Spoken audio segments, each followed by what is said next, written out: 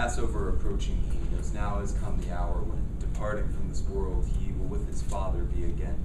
Because of this, although he has already offered love to those who were his own within the world, he love unto the end now shows. It's dinner, and the devil has set in the heart of Judas to hand over unto death the one who even in that moment knew the Father gave into his hands all things, that he from God has come. To God he is about to go. And knowing this, arising from the table, Jesus strips away his outer trappings, and he sets a servant's rag around himself, pours water out with which he wets the feet of those who follow him. He thus begins to wash them pure, and wipes the filth off with a rag which he around himself secured. He comes to Simon. Peter says, "How can you wash my feet, my Lord?" "Cannot know now what I do," he says, "yet you will afterward." "I know you'll never wash my feet into eternity," replies Jesus. "If I your feet don't wash, then you'll share not in what is mine." Peter, "Please then, not only feet, but also wash my hands and head," says Jesus. He who has been bathed needs only washing on his tread, for he is wholly clean, as are you also, but not all of you. Not all, because the one already he, handing him over, Jesus knew. Soon finishing with washing feet, upon himself again he sets his outer trappings, in the place he had resided once more sits. Says, "Can you recognize what I for you have done? Indeed you me call teacher and your master well. You speak, for I indeed am he. If then you see me washing feet, your master and your teacher too, aren't you worthy to join me as I, like a slave, untie men's shoes? For you I my example show, so follow now as best you can. Solemn, I swear, I tell the truth.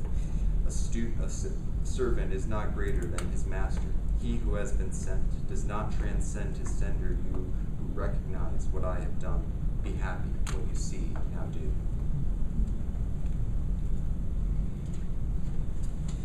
Here's to the crazy ones, the misfits, the rebels, the troublemakers, the round pegs and square holes, the ones who see things differently.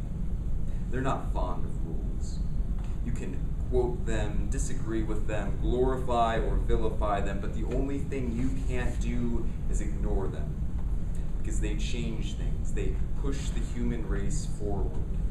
And while some may see them as the crazy ones, we see genius, because the ones who are crazy enough to think that they can change the world are the ones that do.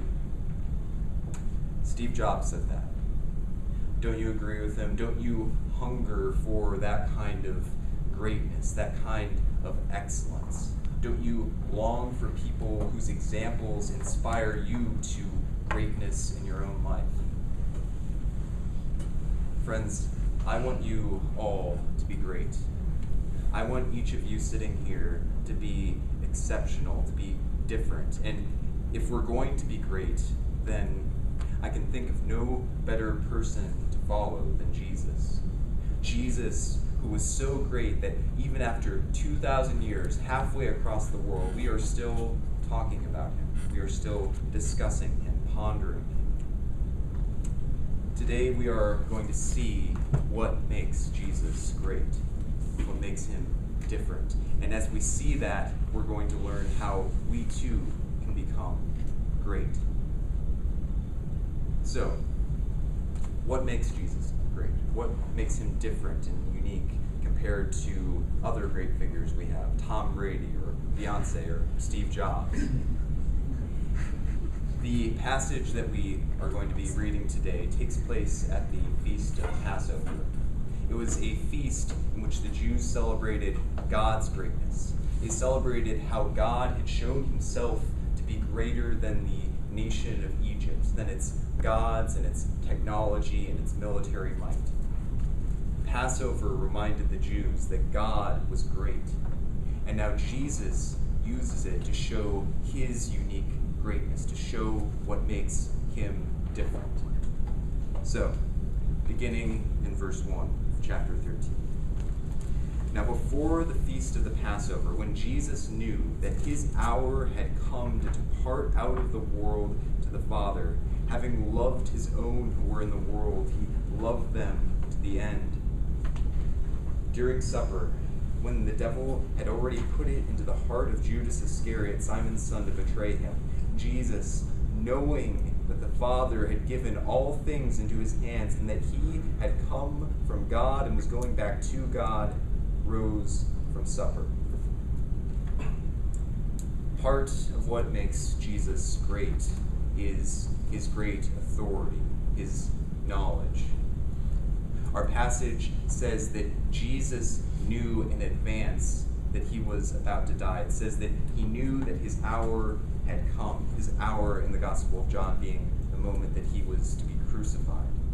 Jesus predicted that in advance, and that shows his authority.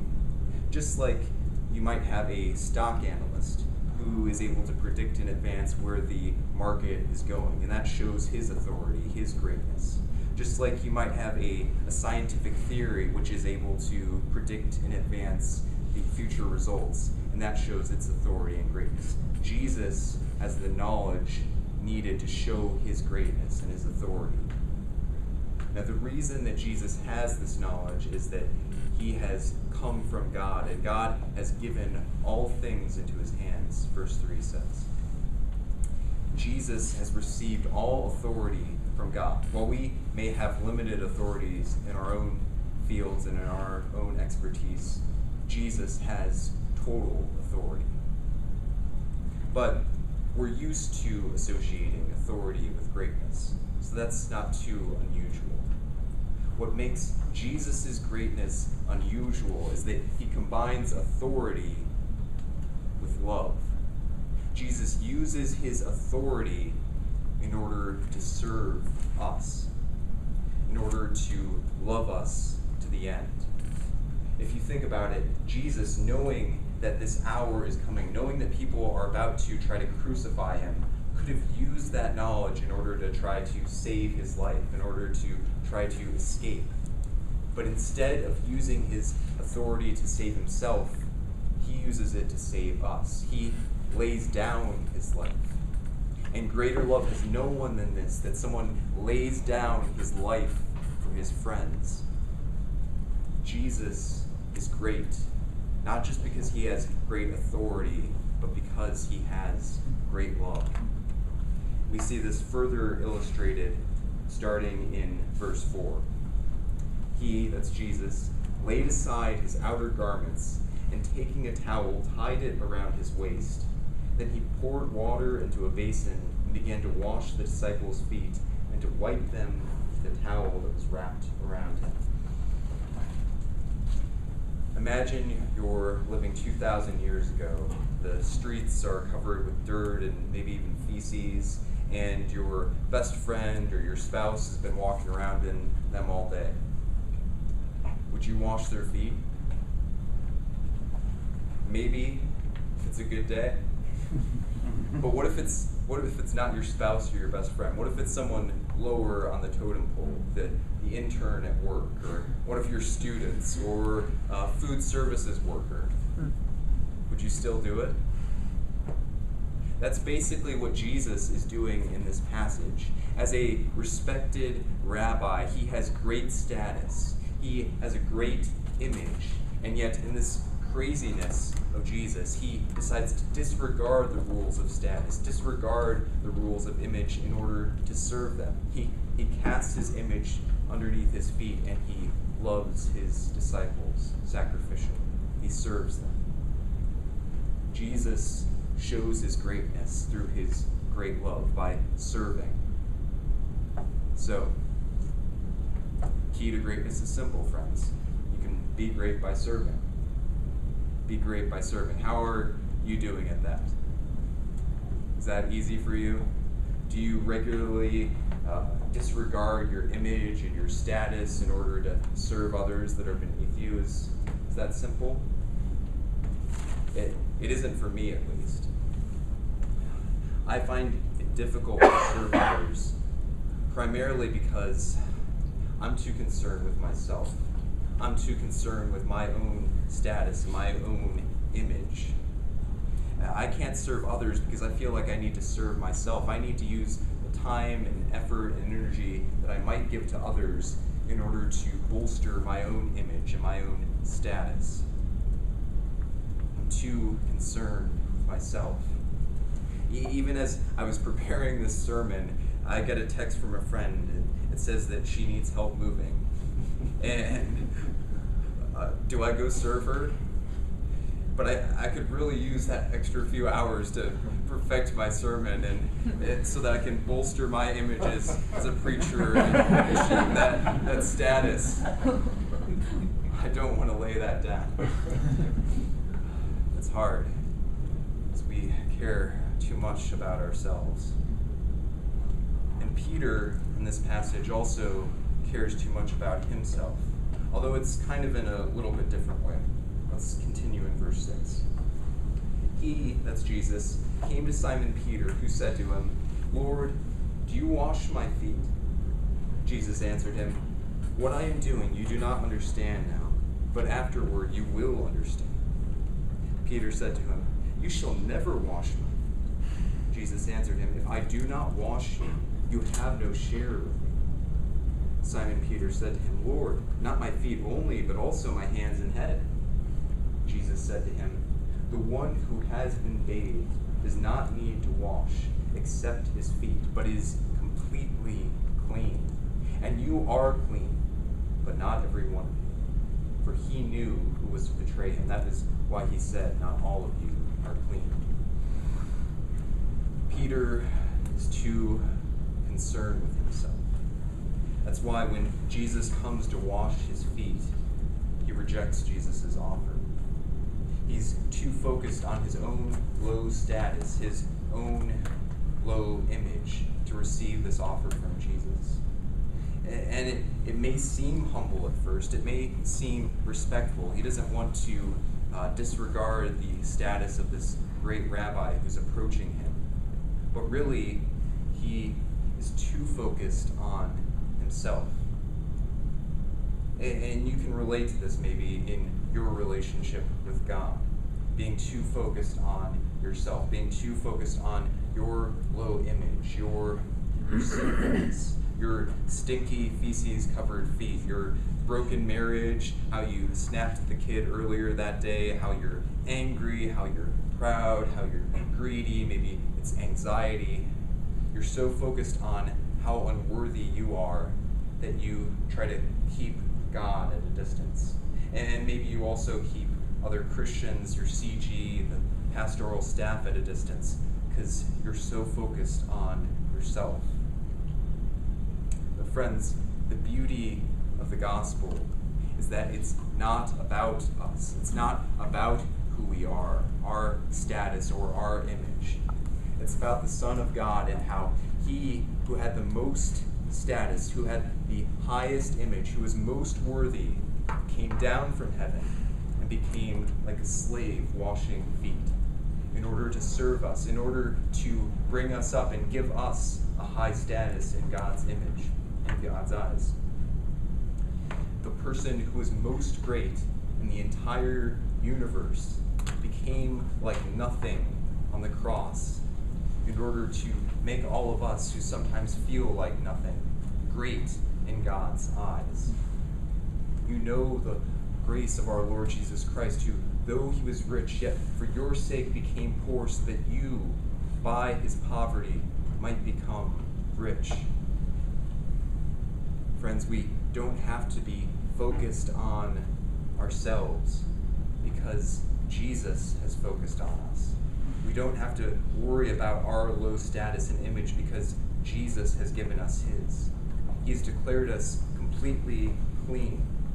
That's what he says to Peter. You are completely clean. You've been bathed because you have received the image of the Son of God. You've received his grace and his washing. And that frees us. It frees us to approach God and to show him our stinky feet, the parts of us that are still messed up, our idols, our vices that we're still struggling with. We can come to God without worrying about destroying our image in his sight because we are already great because of what Jesus has done for us. But more importantly to our point about becoming great, it frees us from needing to focus on ourselves through our efforts, to serve ourselves, to bolster our own image and our own status through what we do. It frees us from doing that because Jesus has already secured our image. He has already given us a high status through what he has done. So we can therefore direct our effort and our time and our energy towards others. We can love others just as Jesus has loved us. Which brings us to our final section. When he, Jesus, had washed their feet and put on his outer garments and resumed his place, he said to them, "Do you understand what I have done to you? You call me teacher and Lord, and you are right, for so I am. If I then, your Lord and teacher, have washed your feet, you also ought to wash one another's feet. For I have given you an example that you also should do, just as I have done to you. Truly, truly, I say to you, a servant is not greater than his master, nor is a messenger greater than the one who sent him. If you know these things, blessed are you if you do them." How do we become great, friends? Jesus' words are very clear. We follow his example. We can be great by serving. We can be great by serving, by laying down our image and our status, our concern for ourselves, in order to meet the needs of others. And we can do that because we don't need to become any greater. A servant can't become greater than his master. And if we have already received Jesus' perfect standing with God, then we can't make ourselves any greater through our own efforts. So we're free to give those efforts to other people and to serve even in very lowly ways. Maybe it's by doing the dishes at home or for your roommate. Maybe it's by visiting an elderly person who lives nearby. Maybe it's by helping out in children's church. Even singles if you don't have a kid. And teaching toddlers who hardly know what's going on may feel kind of lowly. Maybe it's by hosting someone from church that you don't know, someone from another life stage, maybe even someone who isn't going to be able to bolster your image or your status. We've got a lot of people with various levels of authority in our church. Owners of businesses, we've got doctors, we've got professors here. How can you, like Jesus, use your authority not to bolster your own image and your own status, but to serve the people who are beneath you? How can you help your employees? How can you help your students? How can you also help maybe the surrounding community, or maybe help mentor some people who are aspiring in your field? How is Jesus calling you all to serve, friends? How is he calling you, like him, to put the needs of others above yourself? How is he calling you to get a little crazy, to be one of the misfits, the rebels, the people who disregard the rules of status and image in order to meet the needs of others, in order to change the world? How is Jesus calling you to be excellent, to be exceptional, to be great? May you all be great, friends. May you be great by serving.